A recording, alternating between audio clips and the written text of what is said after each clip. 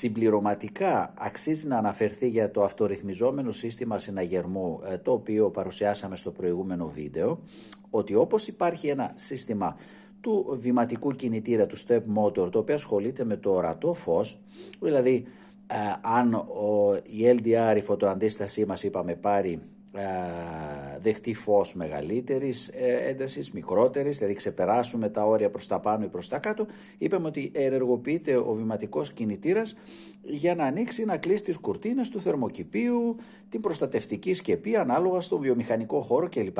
Παρόμοια συστήματα μπορεί να υπάρχουν και για τα υπόλοιπα συστήματα ελέγχου, ας πούμε για την υπέρυθρη, όπου βλέπετε να ανάβει το λαμπάκι το μπλε, ένα αντίστοιχο μήνυμα μπορεί να σταλεί για να ενεργοποιηθούν οι λάμπες υπερύθρων, ή αν θα ξεπεράσουν προς τα πάνω ή προς τα κάτω, αντίστοιχα να ανάψουν, να σβήσουν έτσι οι λάμπες υπερύθρων.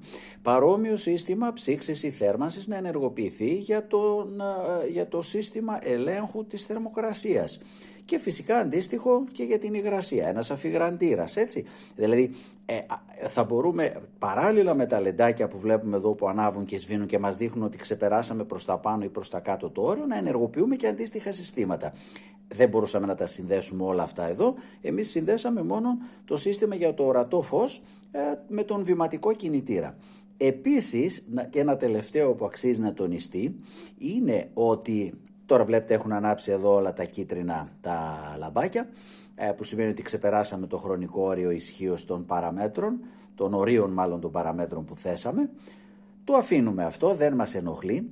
Θέλω να δείτε λίγο και ένα επιπλέον σύστημα συναγερμού που έχουμε και τελειώνουμε με αυτό.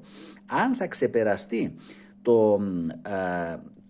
η τάση εδώ, δηλαδή αυτό που μας δείχνει την ένταση του ορατού φωτός που πέφτει στην LDR αντίσταση, αν θα ξεπεραστεί έχουμε ένα επιπλέον σύστημα συναγερμού, το οποίο θα ενεργοποιήσει όλα τα LED που βλέπετε εδώ του συστήματος του FPGA, θα τα δείτε τώρα που θα ανάψουν, και τον buzzer, τον βομβητή μας, ο οποίος θα αρχίσει να ηχεί. Αυτό το κάνουμε επιπλέον για το ορατό φως, γιατί είναι ένας σημαντικότατος παράγοντας. Τώρα λίγο να σημαδέψω με το LED πάνω στο νάτο.